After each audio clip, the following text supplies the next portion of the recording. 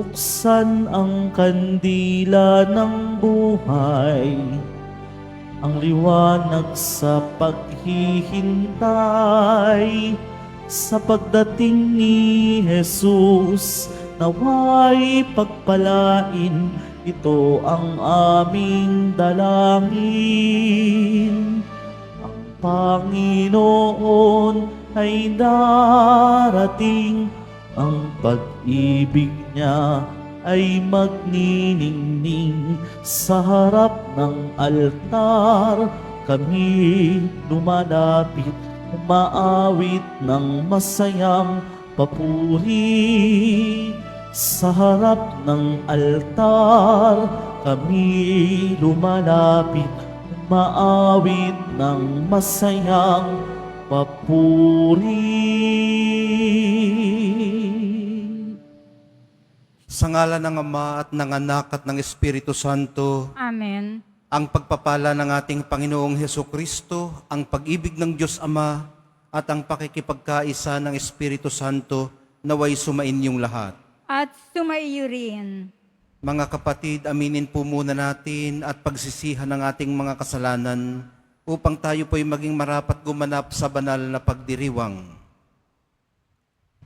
Inaamin ko Sa makapangyarihang Diyos at sa inyo mga kapatid, na lubha akong nagkasala sa isip, sa salita at sa gawa, at sa aking pagkukulang. Kaya isinasamo ko sa mahal na Birheng Maria, sa lahat ng mga anghel at mga banal, at sa inyo mga kapatid, na ako'y ipanalangin sa Panginoong ating Diyos. kaawaan tayo ng makapangyarihang Diyos, patawarin sa ating mga kasalanan at patnubayan sa buhay na walang hanggan. Amen. Panginoon, kaawaan mo kami. Panginoon, kaawaan mo kami. Kristo, kaawaan mo kami. Kristo, kaawaan mo kami. Panginoon, kaawaan mo kami. Panginoon, kaawaan mo kami. Manalangin tayo. Ama naming makapangyarihan, minarapat mong mahayag ang iyong kadakilaan sa pagsilang ng mahal na Birhen para sa sanlibutan. Ang dakilang misteryong ito ng pagkakatawang tao ng anak mo ay mapag-ukulan nawa namin ang lubos na pananalig at maipagdiwang namin ng may di nagmamaliw na pag-ibig sa pamamagitan niya kasama ng Espiritu Santo magpasawalang hanggan. Amen. Magsiupo muna po ang lahat. Pagbasa mula sa aklat ng mga hukom. Noong mga araw na iyon, sa bayan ng Sura ay may isang lalaking Manoa ang pangalan. Kabilang siya sa lipi ni Dan. Ang asawa niya ay hindi magkaanak. Minsan, napakita sa babae ang isang anghel ng Panginoon at sinabi, "Hanggang ngayon wala kang anak. Ngunit hindi magtatagal, maglilihi ka at manganganak. Mula ngayon ay huwag kang iinom ng anumang uri ng alak, ni titikim ng anumang bawal na pagkain. Kung maipanganak mo na siya, huwag mong papuputulan ang buhok, pagkat mula pa sa kanyang pagsilang ay itatalaga na siya sa Diyos. Siya ang magsisimulang magliligtas sa Israel mula sa mga Pilisteo." Ang babae lumapit sa kanyang asawa at kanyang sinabi, "Napakita sa akin ang isang propeta ng Diyos. Parang anghel, kinikilabutan ako. Hindi ko tinanong kung taga saan siya, at hindi naman niya sinabi kung sino siya. At huwag daw akong iinom ng alak, ni titikim ng anumang bawal na pagkain, pagkat ang sanggol na isisilang ko'y itatalaga sa Diyos." Dumating ang araw at nanganak ang asawa ni Manoa. Lalaki ang pangalan Lalaki ang sanggol at pinangalanan nilang Samson. Lumaki ang bata na patuloy na pinagpapala ng Panginoon. Ang Espiritu ng Panginoon ay lumukob kay Samuel. Ang salita ng Diyos. Salamat sa Diyos. Lagi kong papupurihan ang iyong kapangyarihan. Lagi kong papupurihan ang iyong kapangyarihan. Ikaw nawa ang muog ko at ligtas na kakanlungan, matatag na kublihan ko at matibay na sanggalang. Sa lahat ng masasama, O Diyos, ako'y ipaglaban.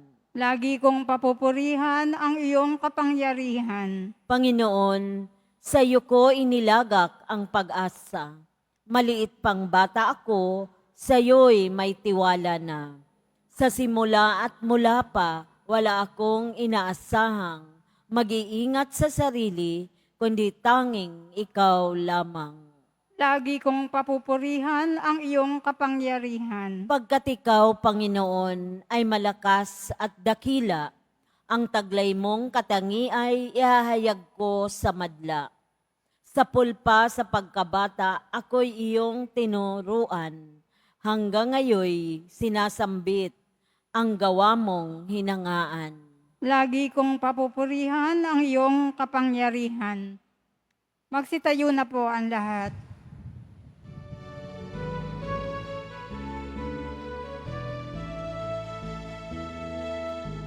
Hallelujah, Hallelujah, Hallelujah, Hallelujah.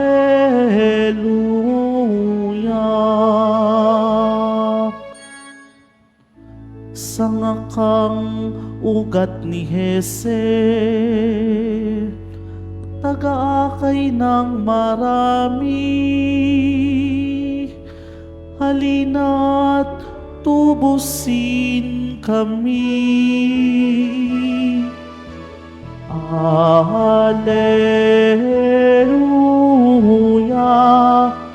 Hallelujah, Hallelujah,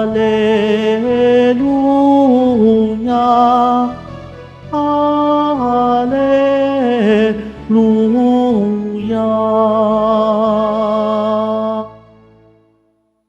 Sumainyo ang Panginoon. At sumaiyo rin. Ang mabuting balita ng Panginoon ayon kay San Lucas. Papuri sa iyo, Panginoon. Noong si Herodes ang hari ng Judea, may isang saserdote na ang ngalay Zacarias, sa pangkat ni Abias, at mula rin sa lipi ni Aaron ng kanyang asawang si Elizabeth. Kapwa sila kalugod-lugod sa paningin ng Diyos, namumuhay ng ayon sa mga utos at tuntuning mula sa Panginoon. Wala silang anak sapagkat baog si Elizabeth, at sila'y matanda na.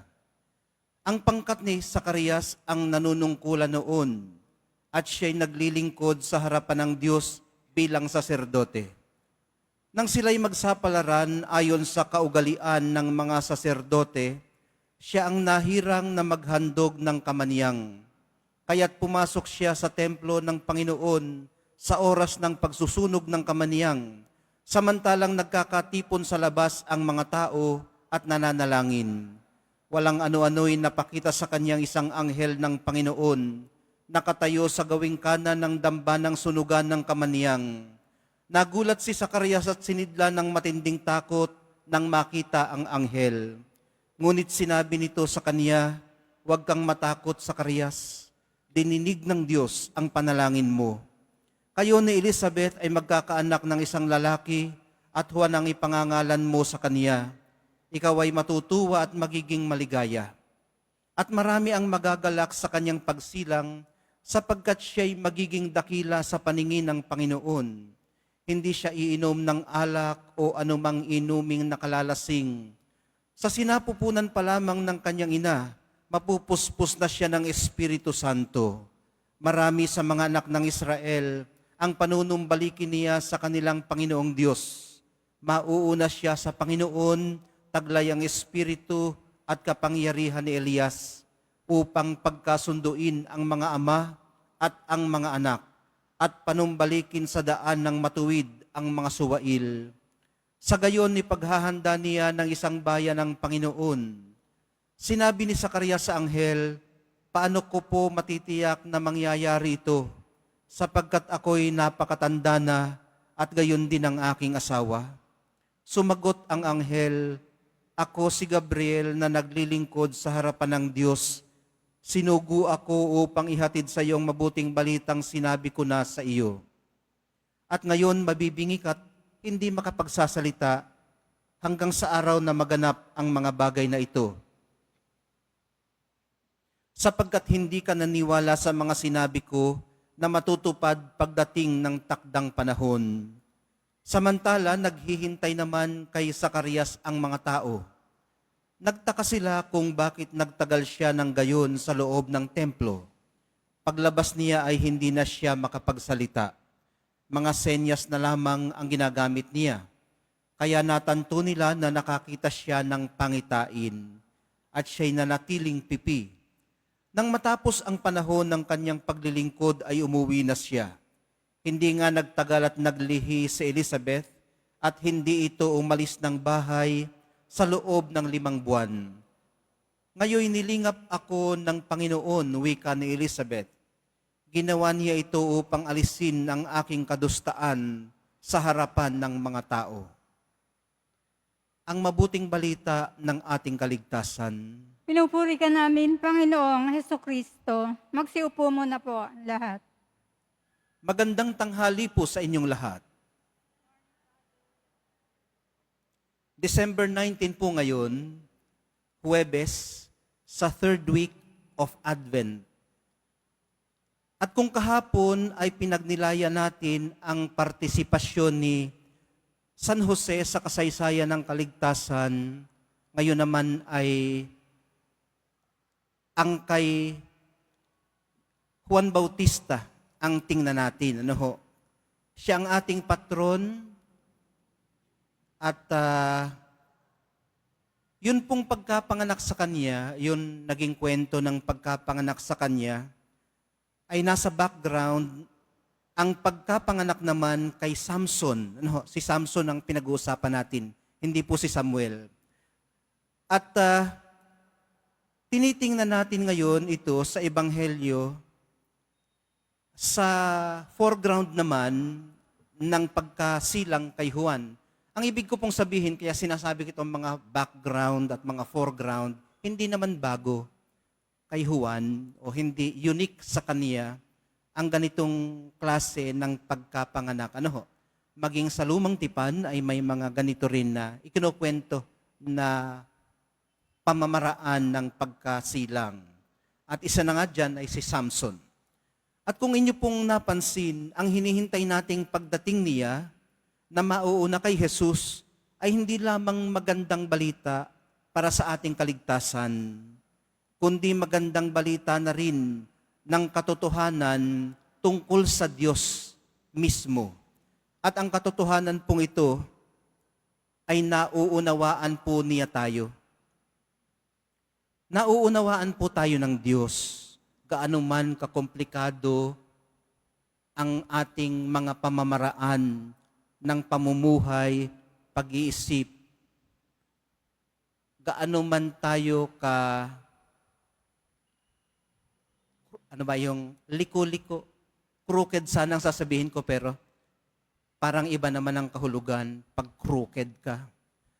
Di ba sabi nga, ang Diyos ay gumuguhit ng tuwid sa mga liko-likong mga landas. Ano? So, alam niya kung paano makipag-deal sa atin. Kasi may malalim po siyang pakikidama sa ating nararamdaman. At ang pinakamaigting pong masasabi natin na pamamaraan ng kanyang pakikidama at pag-unawa sa ating mga tao ay ang kanyang awa.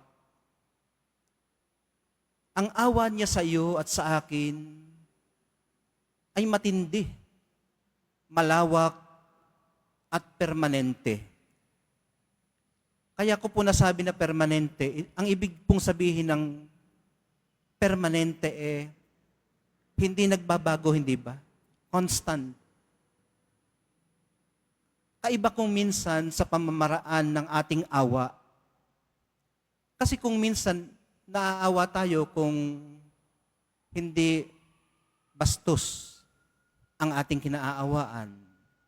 Paano kung halimbawa na naawa ka nga, binigyan mo ng bigas.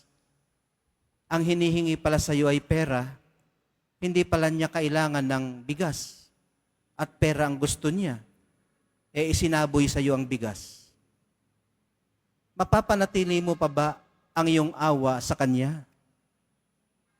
Nagbabago ang ating awa. Depende kung minsan sa ating kinaaawaan. Pero ang awa ng Diyos ay constant, permanente, malawak. Ibig sabihin ng malawak, hindi lamang iyong katulad ng nabanggit natin na hindi deserving sa awa, kundi pati na rin yung mga deserving. Maging yung mga hindi mukhang kaawa-awa na nangangailangan din naman ng awa. Nagbibigay pag-asa po ito sa atin araw-araw. Ang ma-realize na ang kanyang awa ay permanente, malawak at matindi. Pag-asa po ang dulot nito sa atin. Masisili po natin ang pag-asang ito sa sinasabi ng mensahero ng Panginoon o ng anghel kay Zacarias. Ano po bang sabi ng anghel kay Zacarias? Huwag kang matakot, Zacarias, dininig ng Diyos ang panalangin mo. So sa gitna po ng ating takot, gumagawa po ng paraan ang Diyos na mabigyan tayo ng blessed assurance. Nagpapadala siya ng mga mensahero para ma-realize natin na dinirinig niya ang ating mga panalangin. Lalo na po yung mga hinaing ng mga dukha. Ano man ang ating pinagdaraanan, siguraduhin lang natin na ipinaalam natin sa Kanya. Kahit na alam natin na alam na niya yan, mabuti rin na sinasabi natin sa Kanya. At ito po ang source ng liwanag natin sa kadiliman. Kung minsan kasi kaya hindi natin masabi, masyado na tayong nadidimlan ng ating sariling presumptions tungkol sa Diyos. Niisip natin na, baka masyado namang busy ang Diyos. Ang dami niya nang iniintindi. Dadagdag pa ako sa kanyang problema. Di ba? Siya naman ay nasa kahit saan. So hindi tayo pabigat sa Kanya. Baka iniisip natin, minsan napakataas naman ng Diyos Hindi natin kayang abutin. Di ba nagpakababa siya? At ito nga ang ating pinaghahandaan, ang kanyang pagpapakababa. Ano pa bang bababa doon sa pagkapanganak niya doon sa pakainan ng mga hayop, sabsaban? Di ba? Napaka hindi conducive para sa panganganak ng Mesiyas. Pero yan ang kanyang minarapat. Pinili niya na magpakababa para sa atin. Ngayon mga kapatid, ang kapaskuhan po ng pagsilang ng Mesiyas na pinaghahandaan natin ay tungkol din sa liwanag na ito na hatid ng kanyang pagdating, lalo na sa mga nadidimlan ng sarili nating mga presumptions tungkol sa Diyos. At lalo pong magliliwanag o magniningning ang hatid niyang liwanag Kung titingnan natin ito mula sa paningin ng mga bata, di ba may mga naririnig tayo na sinasabi na ang Pasko daw ay para sa mga bata. Ano? Parang sila yung pinakamasaya kapag Pasko. Magandang ma-adapt natin mula sa kanila yung sense of awe and wonder. Meron silang pagkamangha, madali silang humanga. At napaka-inosente po ng ganitong klaseng pagkamangha at paghanga. Ang ibig sabihin ng napaka-inosente, wala silang bahid ng malisya na baka ito ay hinihintay na kapalit o may strings attached. Pag nagbigay ka sa kanila, tatanggapin nila yan ng maluwag. At hindi nila iniisip na, baka may gusto ito sa aking ibigay ko rin sa kanya. Walang ganun eh. So may sense of innocence ang kanilang awe and wonder. Mga kapatid, sa gitna po ng takot, kahit natakot tayo na mag-approach sa Diyos, gumagawa po siya ng paraan. Gumagawa siya ng paraan na mabigyan tayo ng blessed assurance na dinirinig nga niya tayo. At opo, aware ako na 2 beses ko na itong sinabi para lamang bigyang diin. Ngayon, ang Kapaskuhan na ito, mga kapatid, sabi natin kanina, ay para magbigay liwanag sa atin at tingnan ito, ang kaliwanagang ito, mula sa paningin ng mga bata dahil sa ganito pong paraan, nagiging posible sa atin ang kagalakan, yung joy, yung gladness sa ating kalooban. Nagiging posible din sa atin ang pagmamahalan, pagbibigayan, at pagpapatawaran. Ito po yung mga virtues ng Christmas. At gaya po ni Zacarias, inaanyayahan din po tayo, mga kapatid, na ilagay ang ating tiwala sa kamay ng Diyos. Kahit matanda na siya, hindi lang matanda, siya na nagsabi na napakatanda na. Mayroon siyang childlike traits. Diba? Ang mga bata, alam nila kumapit sa mga bisig ng mas malalakas sa kanila. Alam nila kung paano umasa sa mas matatanda sa kanila. Si Zacarias, kahit napakatanda niya na, inilagay niya ang kanyang tiwala sa kamay ng Diyos at iniayon niya ang kanyang mga desisyon sa niloloob ng Diyos. At gaya rin naman ng ipanganganak na si Juan na magiging si San Juan Bautista, tayo man, katulad niya, ay wonderfully made. Naniniwala ba kayo doon? Bago ka pa nalaglag sa kasalanan, bago ka pa nasadlak sa iyong kinalulugmukan, kung ikaw man ay nalulugmok ngayon, pinagpala ka muna. Bago pa yung original sin, meron tayong original blessedness. We are wonderfully made, katulad ni San Juan Bautista. Nilikha po tayo para sa mga kamanghamanghang gawaing inihahanda ng Diyos para sa atin. At mabuti siguro kung madidiscern natin kung ano ba iyon. Saan ba ako tinatawag ng Diyos? Ano bang linya ko? Saan ba ako magaling? Saan ako pwedeng maging life-giving sa aking kapwa? So tiwala lang, mga kapatid, sa kalinga at pag-ibig ng Diyos, dahil ito po mismo, ang pag-ibig ng Diyos, ang nagluwal sa atin sa sanlibutan. Kaya ito rin po ang magpapanatili sa ating matiwasay at maligaya sa kanyang mga kamay.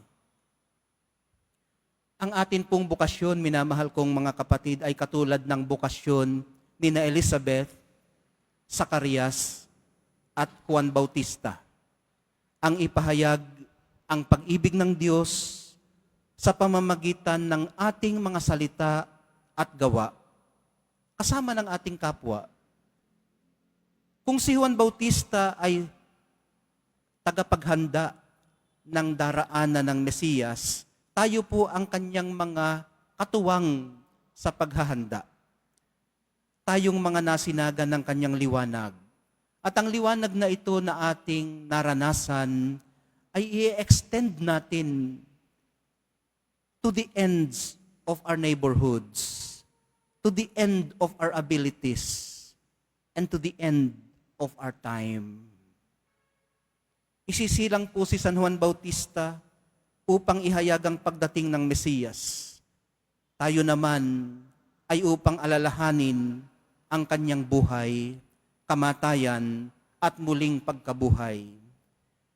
Isinilang po tayo para ihayag na patuloy siyang nabubuhay sa ating kalooban at sa ating kalagitnaan, at patuloy siyang nagbibigay buhay.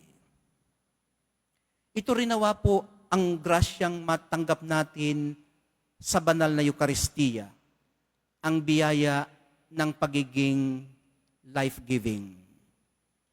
Mahal na poong Jesus Nazareno, tulungan niyo po kaming matuwangan kayo sa pagdadala ng liwanag.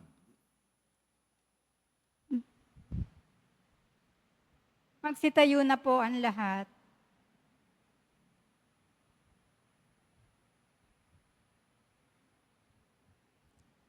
Minamahal kong mga kapatid, hindi madadaig sa kagandahang loob ang Diyos. Sa takdang panahon, ipagkakaloob po niya sa atin ang ating mga hangarin. May pagtitiwalang sumamo tayo sa Kanya. Diyos ng katuparan, pagpalain mo kami. Diyos ng katuparan, pagpalain mo kami. Sa gitna ng mga pag-aalinlangan, naway patuloy tayong magtiwala sa Panginoon. Manalangin tayo. Diyos ng katuparan, pagpalain mo kami. Tulad ni Zacarias at Elizabeth, ang mga magulang naway tanggapin ang mga supling ng may pagmamahal at pananagutan. Manalangin tayo. Diyos ng katuparan, pagpalain mo kami. Sa mga kabataan, naway maraming bukas palad na tumugon sa panawagan sa pagpapari at buhay na nakatalaga sa Diyos. Manalangin tayo. Diyos ng katuparan, pagpalain mo kami. Sa mga may sakit, naway pagalingin ng Panginoon at ang mga nasa bingit ng kamatayan ay magkaroon ng kapanatagan. Manalangin tayo. Diyos ng katuparan, pagpalain mo kami. Ang mga namayapa, naway tanggapin sa kagalakan ng kaharian ng Diyos. Manalangin tayo. Diyos ng katuparan, pagpalain mo kami. Magiliw po nating ibulong sa mahal na pong Jesus Nazareno ang ating mga personal na intensyon, pati na po yung mga ipinagbilin sa atin ng ating mga mahal sa buhay na hindi makaparito sa Quiapo.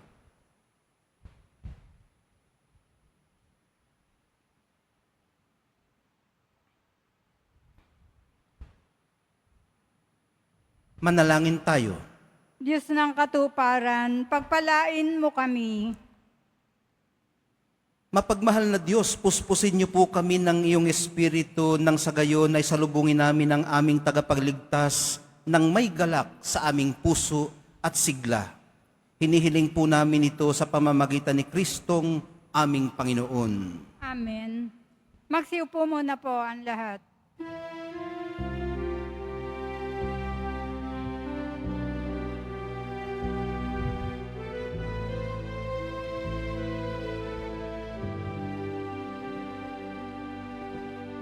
Panginoong Diyos Ama, sa aming handog ngayon ang alak at sinakay dala sa altar mo, pati puso namin isip tinataas sa'yo habang naghihintay kami kay Kristong darating. Magsitayo na po ang lahat. Halina't manalangin mga kapatid, upang itong ating paghahain ay kalugdan ng Diyos Amang makapangyarihan. Tanggapin nawa ng Panginoon itong paghahain sa iyong mga kamay, sa kapurihan niya at karangalan sa ating kapakinabangan, at sa buong sambayanan niyang banal. Ama naming lumikha, tunghayan mo ang mga nakahain sa dambana. Itong aming abang na kayanan ay magkamit nawa ng kapunuang kabanalan na idinudulot ng iyong kapangyarihan sa pamamagitan ni Hesukristo kasama ng Espiritu Santo magpasawalang hanggan. Amen. Sumainyo ang Panginoon. At sumaiyo rin. Itaas sa Diyos ang inyong puso at diwa. Tinaas na namin sa Panginoon. Pasalamatan natin ang Panginoong ating Diyos. Marapat na siya ay pasalamatan. Ama naming makapangyarihan, tunay ngang marapat na ikaw ay aming pasalamatan sa pamamagitan ni Hesukristo na aming Panginoon. Ang pagsusugo mo sa Kanya ay ipinahayag ng lahat ng mga propeta. Ang pagsilang niya ay pinanabikan ng mahal na Birheng Kanyang inang tunay sa kapangyarihan ng Espiritong Banal. Ang pagdating niya ay inilahad ni San Juan Bautista sa kanyang pagbibinyag. Ngayong pinaghahandaan namin ang maligayang araw ng kanyang pagsilang, kami nananabik at nananalangin lubos na makaharap sa kanyang kadakilaan. Kaya kaisa ng mga anghel na nagsisiawit ng papuri sa iyo, nang walang humpay sa kalangitan, kami nagbubunyi sa iyong kadakilaan. Santo, Santo, Santo, Panginoong Diyos ng mga hukbo, napupuno ang langit at lupa ng kadakilaan mo. Hosana sa kaitaasan, pinagpala ang naparirito sa ngalan ng Panginoon. Hosana sa kaitaasan. Tayo po'y magsiluhod. Ama naming banal, ikaw ang bukal ng tanang kabanalan. Kaya't sa pamamagitan ng iyong Espiritu, gawin mong banal ang mga kaloob na ito upang para sa amin maging katawan at dugo ng aming Panginoong Hesukristo. Bago niya pinagtiis ang kusang loob na maging handog, hinawakan niya ang tinapay, pinasalamatan kaniya. Pinaghati-hati niya iyon, iniabot sa kanyang mga alagad at sinabi, "Tanggapin ninyong lahat ito at kanin. Ito ang aking katawan na ihahandog para sa inyo."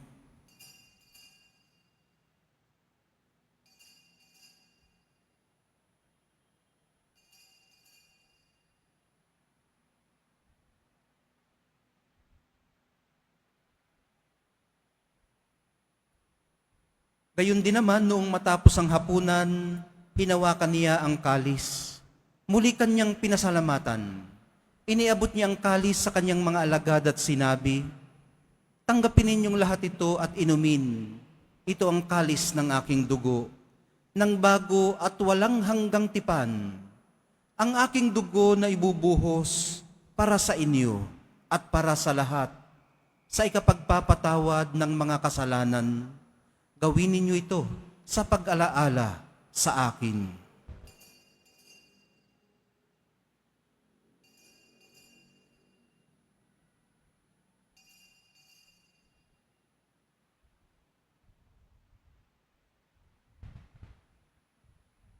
Tayo po ay magsitayo.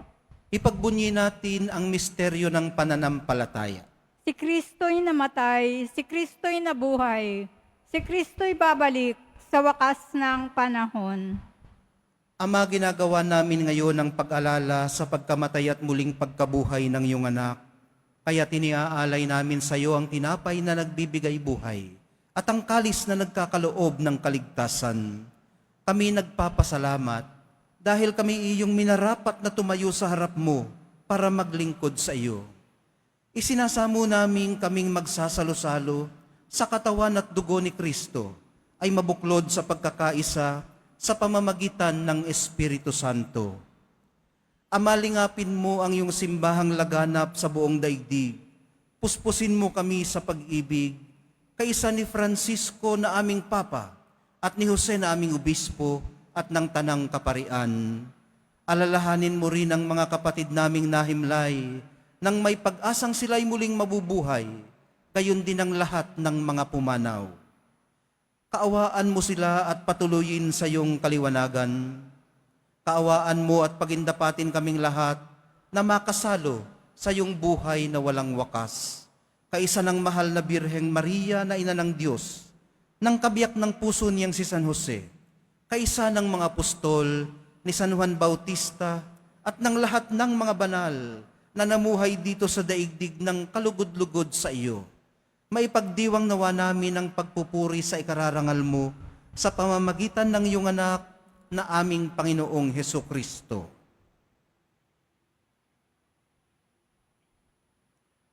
Sa pamamagitan ni Kristo kasama niya at sa Kanya, ang lahat ng parangal at papuri ay sa iyo, Diyos Amang makapangyarihan, kasama ng Espiritu Santo, magpasawalang hanggan. Amen.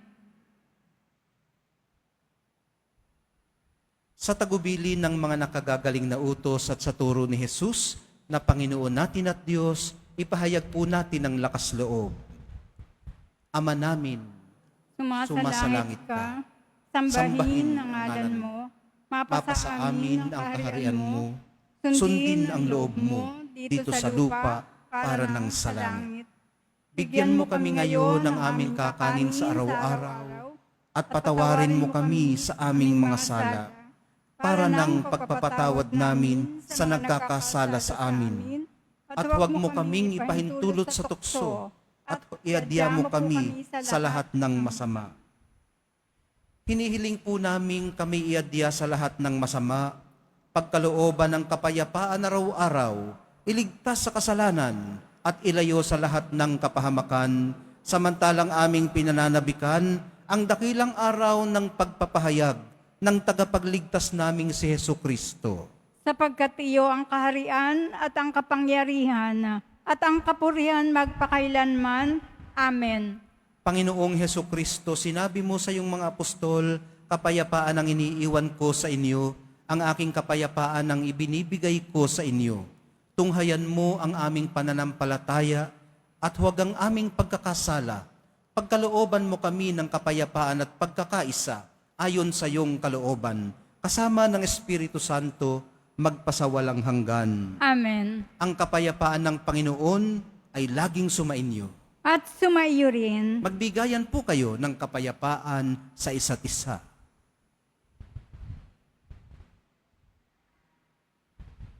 Kordero ng Diyos na nag-aalis ng mga kasalanan ng sanlibutan, maawa ka sa amin. Kordero ng Diyos na nag-aalis ng mga kasalanan ng sanlibutan, maawa ka sa amin. Kordero ng Diyos na nag-aalis ng mga kasalanan ng sanlibutan, pagkaloob mo sa amin ang kapayapaan. Magsiluhod po ang lahat.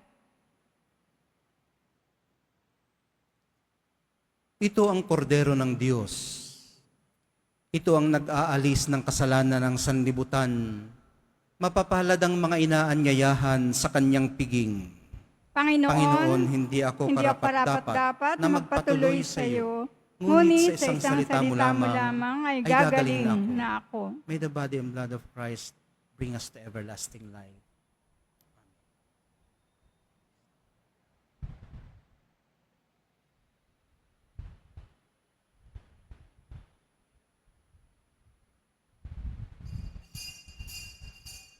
Para po sa lahat ng tatanggap ng banal na komunyon, sasagot po tayo ng amen. Pagkasabi ng pari o ng lay minister ng katawan ni Kristo at isubo agad sa bibig bago umalis sa harapan ng pari o ng lay minister. Sumunod po tayo.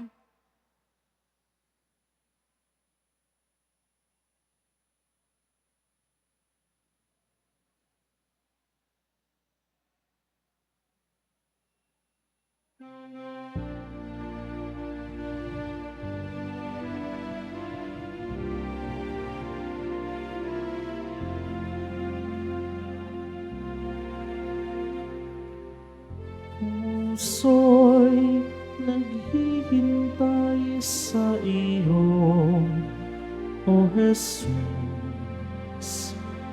Buhay handa na sa iyong pagdating. Ikaw ang pag-asa at ang kaligtasan ng mga dukha at ng makasalanan. Ang pangako mo sa amin ay tutuparin sa lahat ng mga bansa at mga lupain. Puso'y naghihintay sa iyo, O Jesus. Buhay handa na sa iyong pagdating. Ikaw ang pag-asa at ang kaligtasan ng mga dukha at ng makasalanan.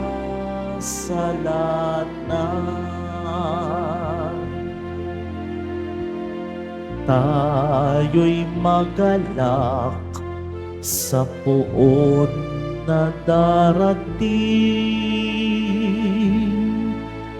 Kapayapaan atin ang makakamtan. Puso'y naghihintay sa iyo, O Jesus.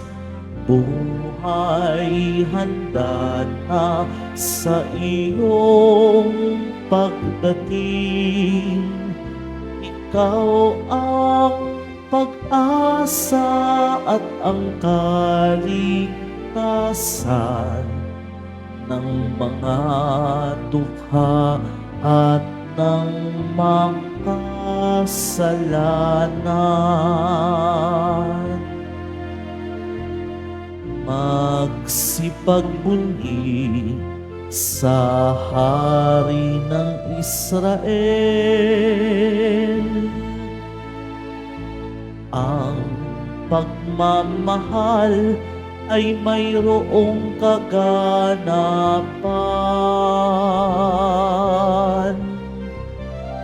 Puso'y naghihintay sa iyo, O Jesus. Buhay handa na sa iyong pagdating. Ikaw ang pag-asa at ang kaligtasan ng mga dukha at ng makasalanan. Puso'y naghihintay sa iyo, O Jesus. Buhay handa na sa iyong pagdating. Ikaw ang pag-asa at ang kaligtasan ng mga dukha at ng makasalanan.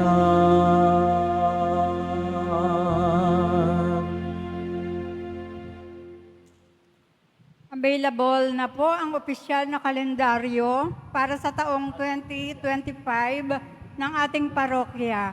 Sa mga nagnanais pong bumili, maaari kayong magtungo sa ating parish office.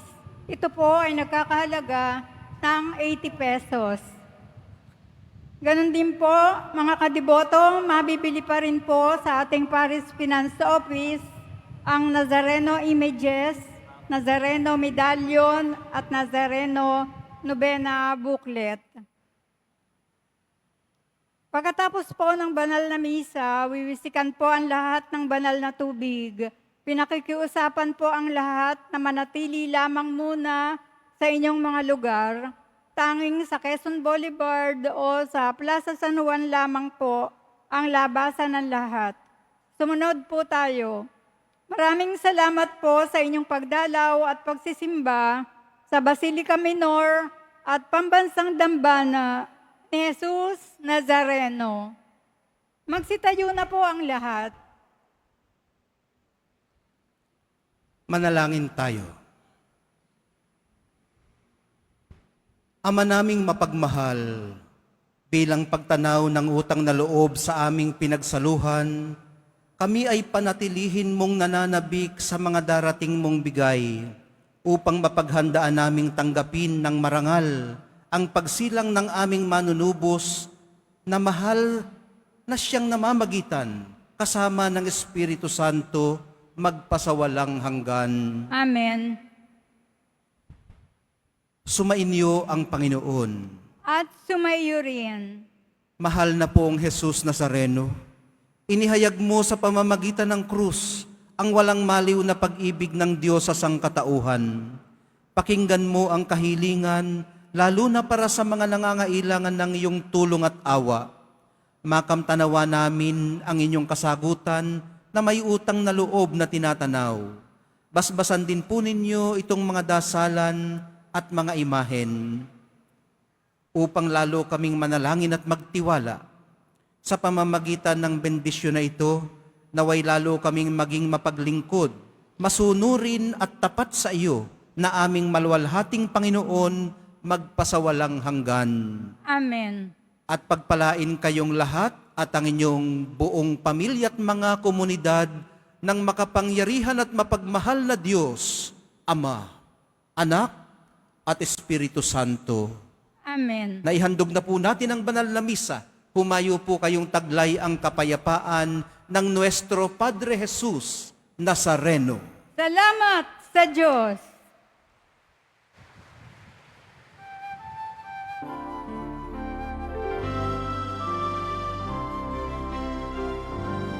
Nuestro Padre Jesus Nazareno, sinasamba ka namin, pinipintuho ka namin, aral mo ang aming buhay at kaligtasan. Nuestro Padre Jesus Nazareno, iligtas mo kami sa kasalanan. Ang krus mong kinamatayan ay sagisag ng aming kaligtasan. Nuestro Padre Jesus Nazareno, dinarangal ka namin. Nuestro Padre Jesus Nazareno, iluwalhati ka namin.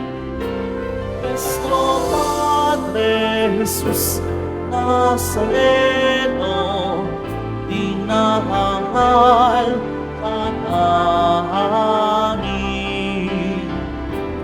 Nuestro Padre Jesus Nazareno,